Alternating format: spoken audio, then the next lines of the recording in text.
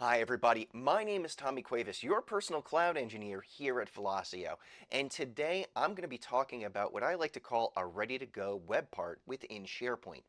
So the cool thing about SharePoint is while you're editing pages and creating web parts within SharePoint, SharePoint is content aware. So say for instance I add a web part but I don't put any information in it, what SharePoint will do is when I republish that site, automatically remove that web part. A ready-to-go web part is generally added onto a main page for like updates and information that may not be part of your day-to-day office operations. So something like a company update or a system down issue.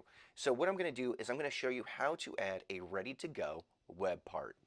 So I'm going to share my screen real quick, and right now I'm in my demo environment. So I want to add a web part that's invisible 80% of the time, but when I need it, it's ready to go.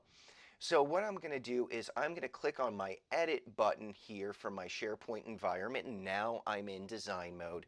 And I want to go ahead and add a web part right below my main title page.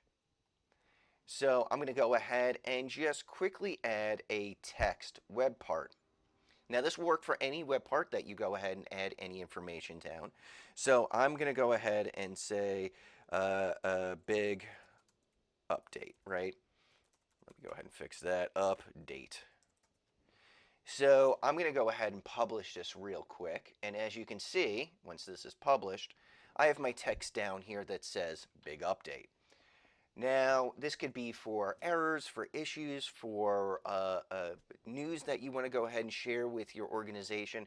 Now, everybody's gotten the update. Hey, there's a big update. I've added the text, but that update's been done. So now I can go back into my edit mode. I can go ahead and click Control Alt, delete that update, and click Republish. And now that update is gone. But that web part is still there.